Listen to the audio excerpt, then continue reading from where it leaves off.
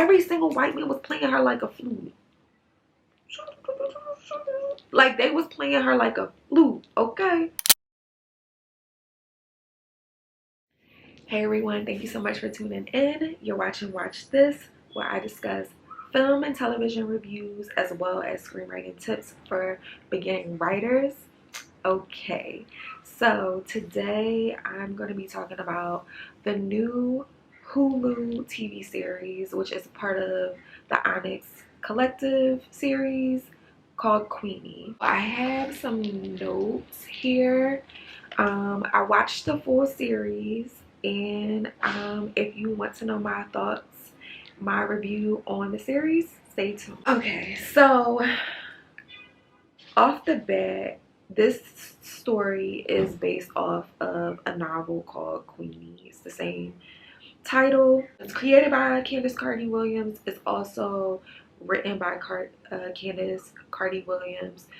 So I think, she's the creator. I don't know if she's the showrunner though, but she's the creator. Just FYI, I did not read the book. So I am going strictly off of what I saw in the series, and overall when I first saw the trailer I was excited because I'm like, what? This is a story about a young black woman in London. Like I'm Black American, so I haven't watched a lot of shows with like black representation from the female perspective or the perspective of a woman in the UK. I think I would say I haven't really watched a lot of television series or films that speak from the perspective of black women that are from the UK, so British black women basically. And we're gonna talk about, put a pin in this because we might talk about like the term black, and then like this week the whole situation with Tyler went down where Charlamagne was trying to ask her about the term colored, and child, we can get into that. We're gonna get into that. So okay, so as a Black American, I haven't been introduced to a lot of, I'll say, film or television series dedicated from the female perspective from a black British person. And I have to say, I want to say within the last 4 years, I've only had a few shows. I haven't had a lot of series that I've been able to watch. So I would say like Top Boy is one where I was able to see Shelly and Jax and Lauren from their perspective. Then also like I May Disturb You, that was another show that I was able to watch.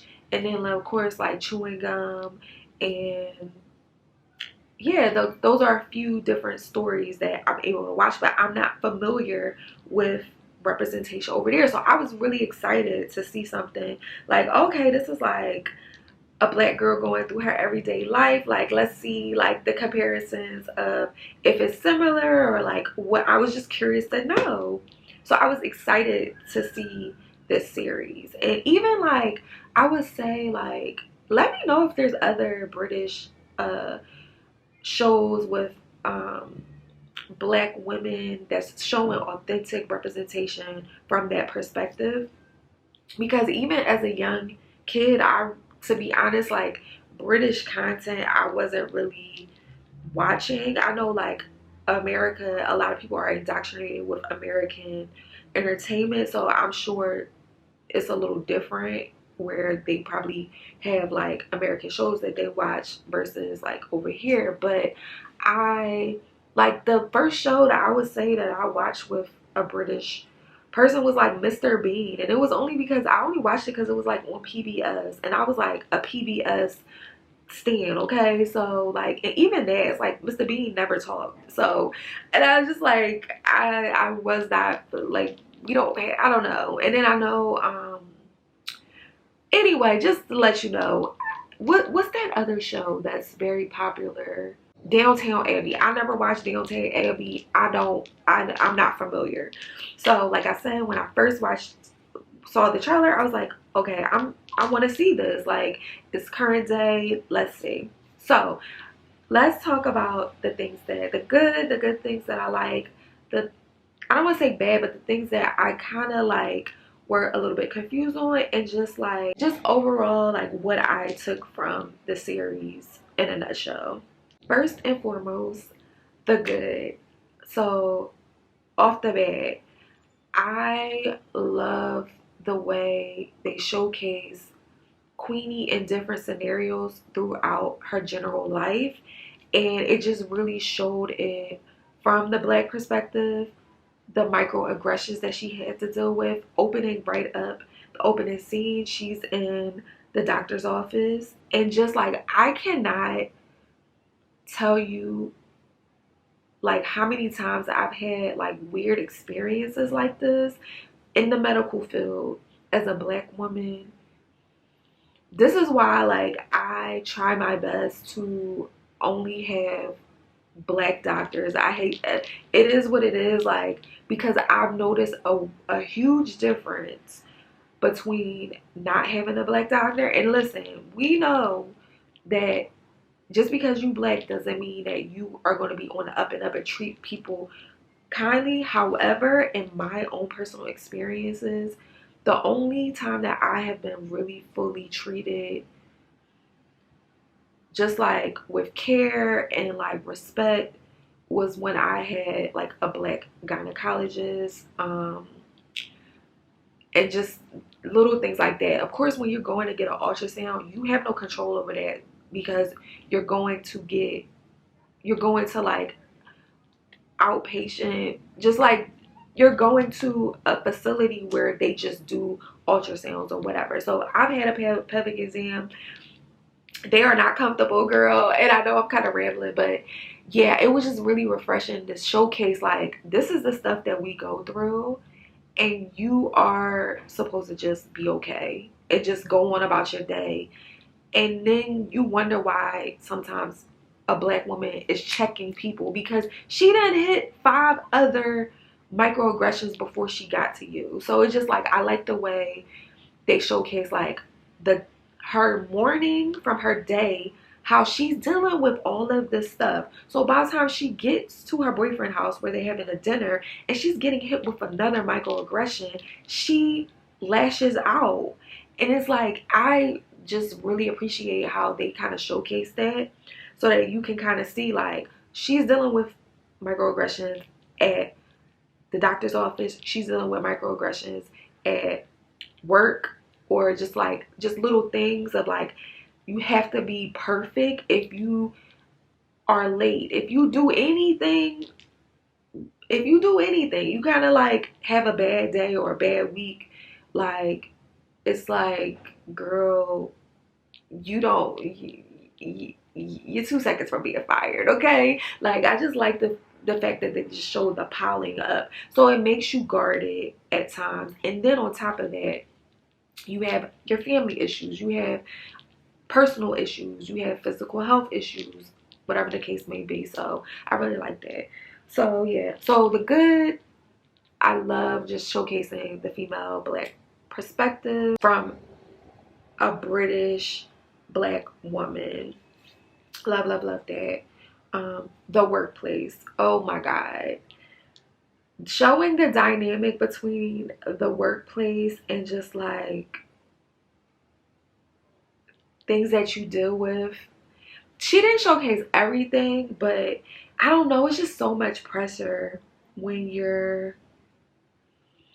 it's so much pressure. And it is like, it's also like, her boss was like, and I get it, maybe she didn't do well for the pitch, but like, I noticed like, even when I would apply for a position, there was one time I applied for a position, when I got there, they were like, oh yeah, you applied for the customer service position? I was like, no, I applied for the PR position.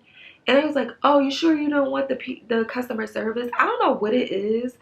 And for her position, she was a social media like content manager or something like that, or associate, and she was trying to pitch to write articles at her job, which is like, I would say, like a magazine company or a digital editorial workplace type of vibe. It was basically, I think it was like a digital magazine or something like that. She wanted to transition into being a writer because that's what she went to school for. And I don't know what it is. And yes, she didn't do really well with the pitch. They didn't show.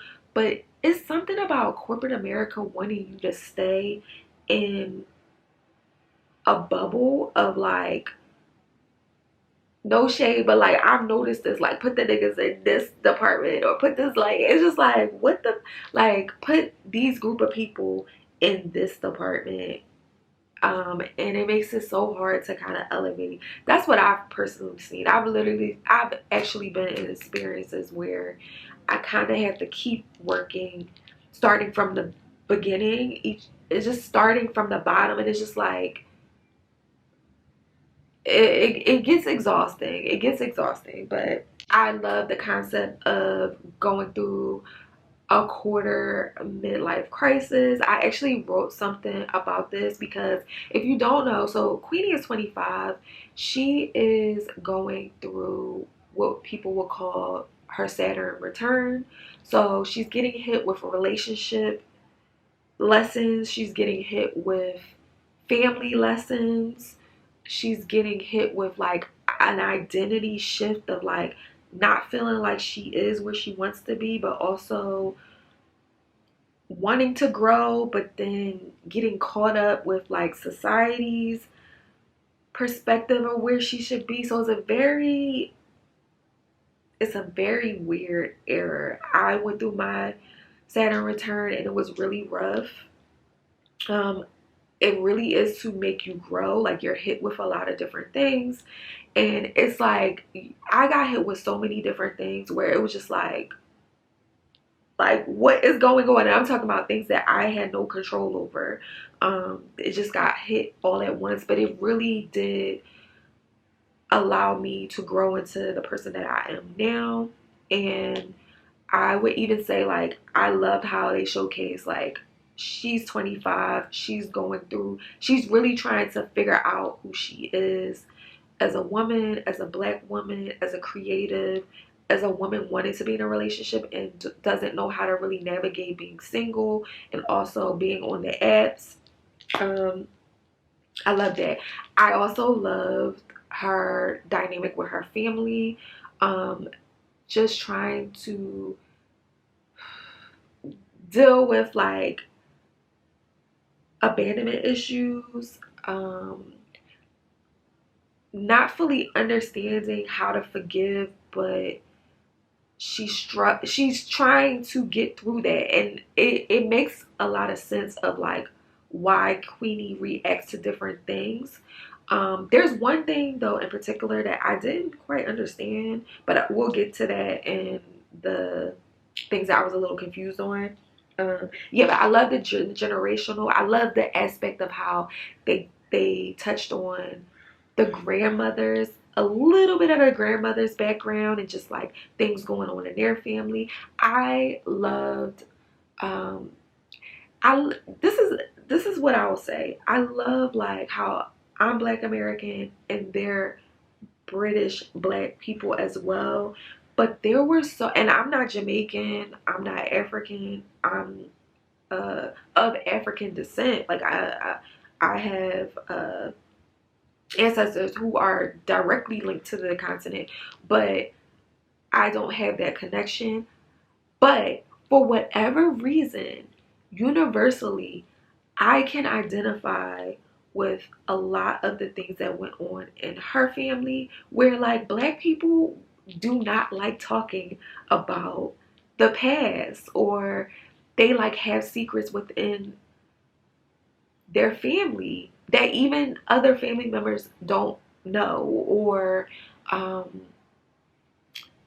they just don't like to tell their business. Like, that is a very much universal, I think, Black thing. I'm sure other cultures are like that too, but no, like this is like a real thing with Black people. And I really liked it. It showed the similarities because her family is Jamaican, and there was like little things that went on back home in Jamaica that kind of like transitioned on into the UK once they moved, and we kind of saw a little peek into that. And I love like how it's just like the the things said without being said. Like I love that aspect. So yeah, overall, like really just loving like seeing the Black perspective from a British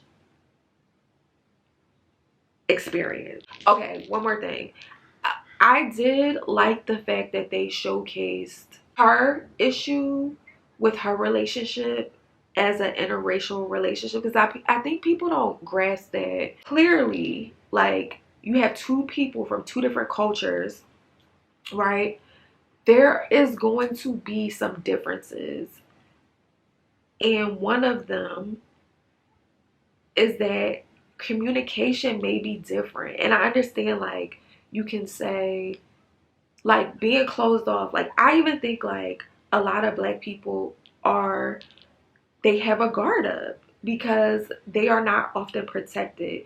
And then when you go into a relationship and this is something that you're supposed to feel free, you're supposed to be able to let your guard down, but then in the same space they don't have the same experience as you. So it's a lot of things that they're like letting go by the wayside. They're not seeing the big deal about it, but it's like that's because they don't have that experience. So I do appreciate the fact that they were being honest, that culturally there was a disconnect.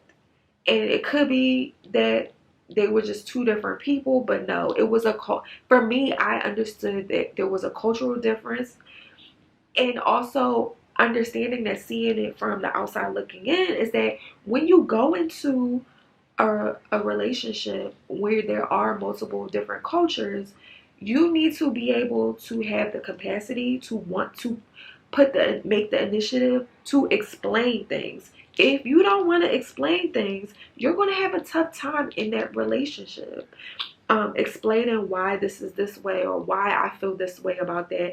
And also your partner, if your partner is not going to want to be receptive to that or want to hear why you feel this way about this or why this is a microaggression to you, then maybe y'all shouldn't be in an interracial relationship. Or maybe you need to work on understanding that this is an extra layer that you probably wouldn't go through with someone who isn't of a different culture. Like someone that's from the same culture as you, they don't have this issue. So you need to be prepared to be like, okay, like I need to be a bit more sensitive to understanding like that we need to communicate more about this. So I like the way that they express, like, if you think an interracial relationship is just going to be easy peasy, it's not, because there's an extra layer that you need to be able to communicate and explain things. So I really appreciate that. Now let's get to the kind of like I didn't quite get, or the bad, or yeah. Let's just get to the stuff that I was just like, I don't know. First, okay, so we talked about interracial relationships. I did not read the book, so I don't know if this is a thing. Let me know if this was in the book. And I think I'm going to try to read the book since I watched the series. What was up with Queen? Does Queenie have like a fetish? Because I'm not going to lie. Like, listen, date who you want to date. But when her friend was like, won't you swipe? Because she was swiping on like a bunch of white guys. And then when she went to go, her friend was like, won't you swipe on some Black guys? And she was like, no. And I was just like, wait, explain, like, what is that? So I wanted to kind of like delve a little deeper. Like, does she have a fetish? Or what is this? Or is this just a preference? Like, I would rather like really wanted to tap into that, because that is a whole deeper conversation. That's another conversation. Two, the other thing that kind of like I was just like, Queenie girl, what's going on? I understand that when you're young, you're going to, everybody gets their day of getting played or going through some things. But I just feel like in this series, Queenie was getting played left and right by these white men. Like,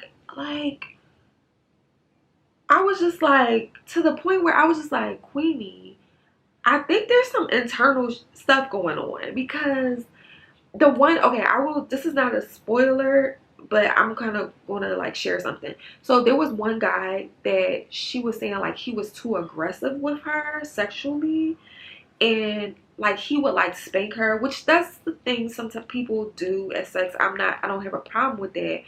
But it felt like well, I do have a problem. I wouldn't be, I'm Black American, so like there's a different dynamic between, you know, a white person and a black person when it comes to like certain things like that.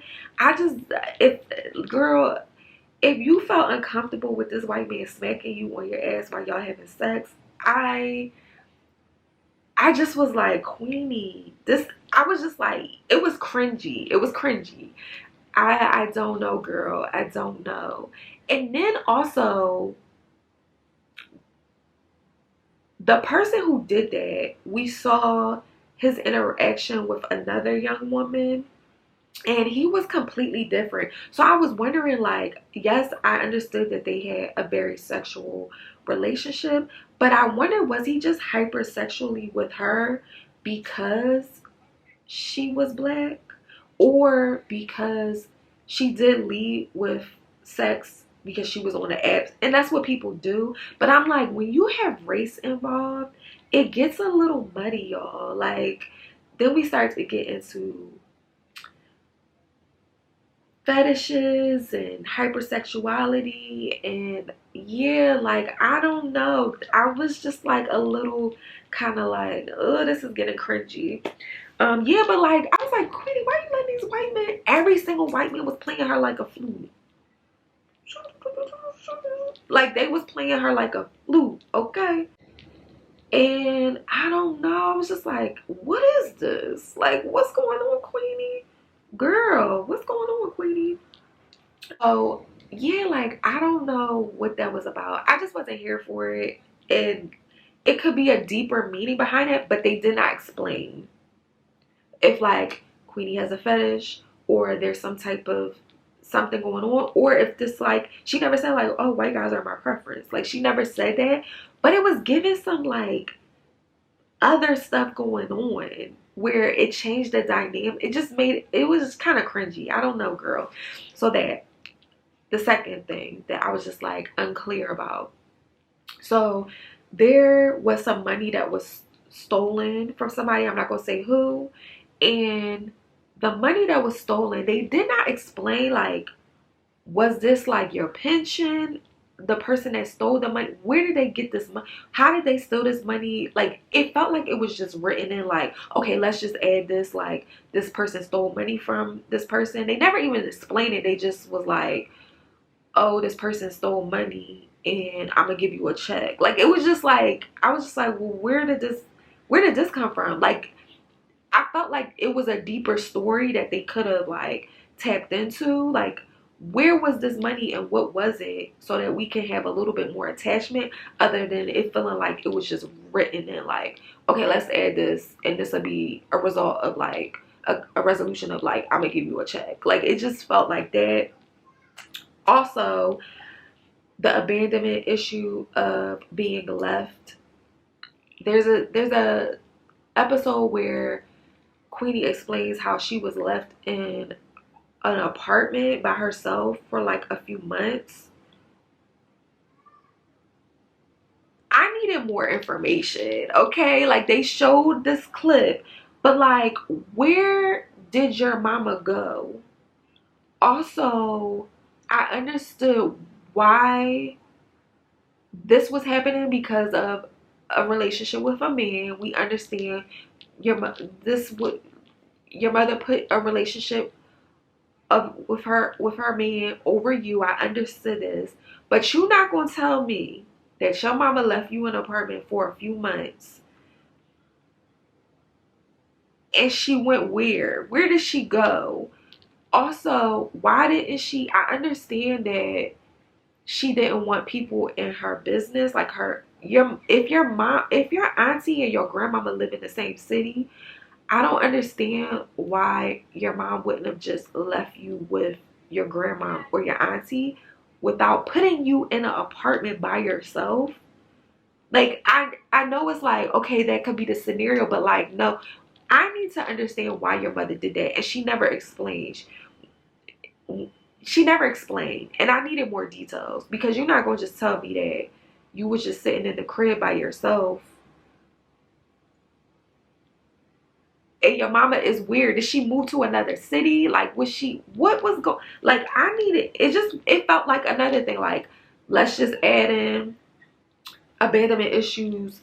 Her mother left her an apartment and that's it. Like, I needed more details. Like, okay, she left you an apartment to do this, to move here with him. Clearly she moved with her man, but like, where did she go? Like, was she down the street? Like, I need some more context to that, because it just felt like, let me just add that in. And again, I did not read the book, so it could be added in there. But for the series, I feel like I needed more details, and they could have added in that at a certain scene on the last episode of like her mother explaining, like, I don't know, but I just was not feeling it. Also, okay, so Queenie, she did not like people touching her, and I understand like people not wanting people to touch them, but the way she would react when people would touch her, it was like, okay, if y'all being this dramatic, you gonna have to explain what is up with this. Like,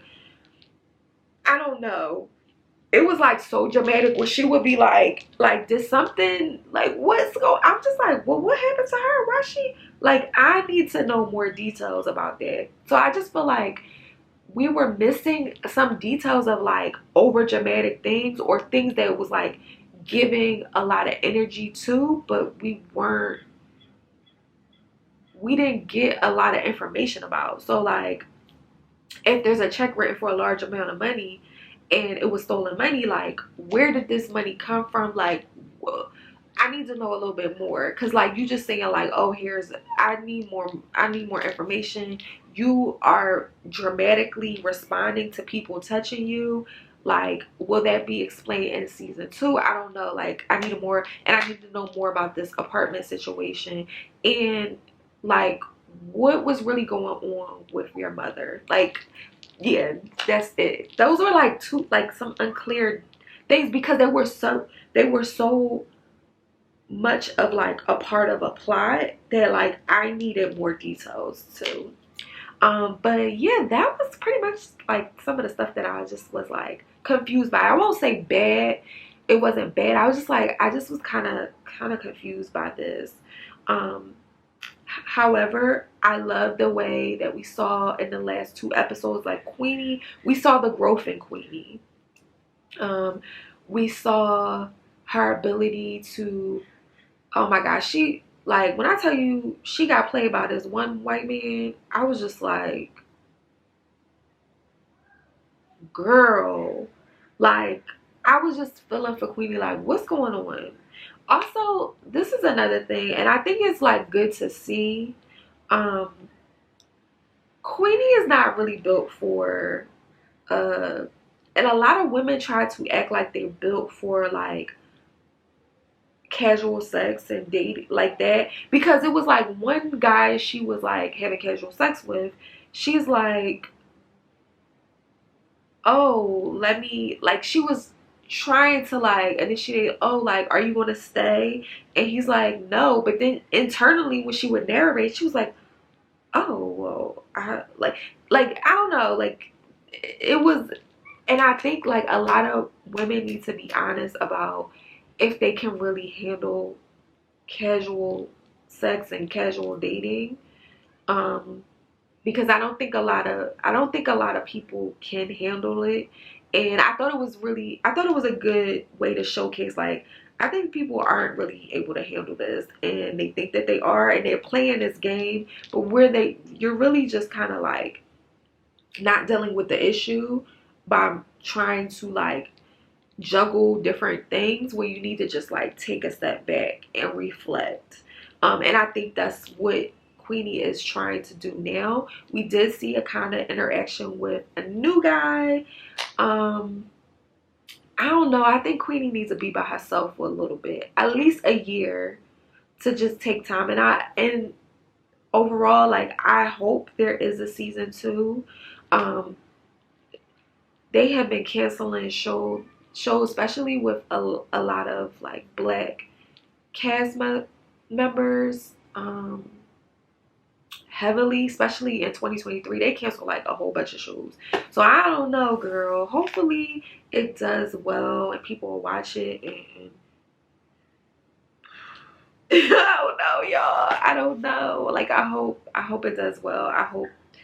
I really want to see the growth of Queenie, because I think it's important to see, and also not be too harsh on her as she's going through therapy and she's trying to figure some things out. But at the same time, it's like, I hope people give this show a chance. So yeah, that was okay. So really quickly, okay, black. Like, I know she even considered herself black in this show, but like, what I really want black Americans specifically to understand is that black is an American term. It's very much American. There is a video, and I'm gonna see if I can link it. There's a video where James Baldwin is, I believe he's in the UK. I think he's at Cambridge. He's somewhere, or Oxford. He's at some institution, and he's having a conversation with different black people, and this hall, and there was like British black people, and I'm calling them black because if you have melanin in your skin and you're of African descent, you're black to me. But they were specifically asking James Baldwin, why do Americans call themselves Negro? This was in the 50s. Negro or black. Like, why don't y'all just call yourself American? Which, that's a whole nother conversation. But what I really want black Americans to understand is that it's okay for somebody who is from South Africa to identify as colored. They're not American, so they're not going to identify as, they possibly won't identify as black. She's not American. She's not going to identify as black. A lot of times, no shade, but even in America, there are black people who are direct descendants of their first generation Americans who identify as African. Like, of course they may say that they're black, but if you ask them, they'll say like, oh, I'm Nigerian, or oh, I'm Kenyan, or, you know, even though we know that they're black, but they tend to state like, I'm Nigerian, I'm this, I'm Jamaican, I'm Grenadian, I'm Haitian. They'll say these things because they have a direct connection to that. And we have to understand that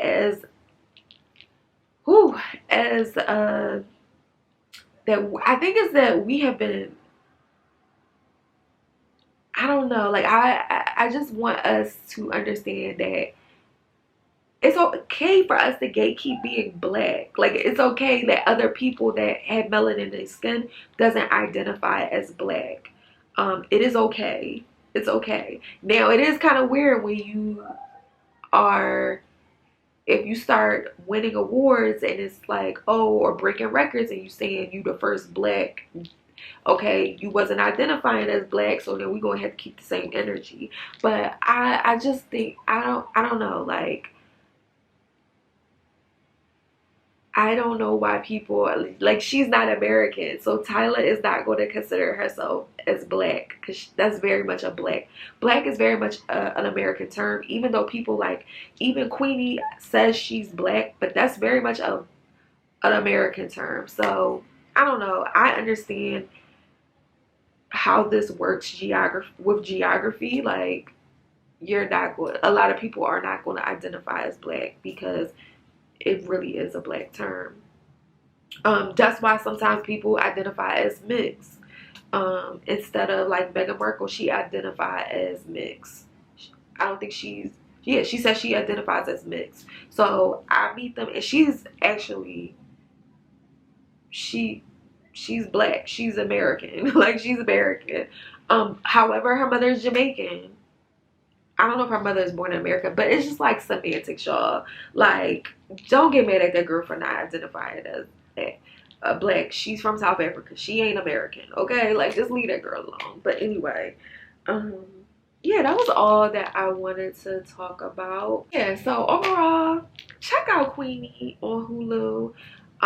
There were some moments where it was just a lot. But I thought it did a really good job. And clearly I'm not from the UK, so I don't know everything about British culture, but it felt similar to the Black American experience here as a Black woman in America. So I'm like, damn, I'll be going through that too, girl. But yeah, but that concludes my review. I would say check it out. I would give it, I don't really like to rate stuff. I'm gonna give it, I'll give it an 8. I'll give it an 8. Because like I said, there was still some stuff that I was just like, what? And then I did try to watch it again, and I was getting frustrated. And I feel like the reason why I was getting frustrated, because I'm being reminded of like the microaggressions. But it's a good show. Like, I feel like right now I'm just like in a good mood, and I don't want to watch anything that'll like bring my energy a little low. But I watched it the first go round, and I was just like, this is good. It tackles a lot of things. Yeah, but that concludes my review. Please comment, like, and subscribe. Let me know if you checked out Queenie, if you're gonna check it out, or if you read the book and you haven't checked out the series, or if you read the book and checked the series out and you compare it to the two. How much is it alike, and are you ready for season 2? Let me know your thoughts. All right, I'll check you on the next one. Peace.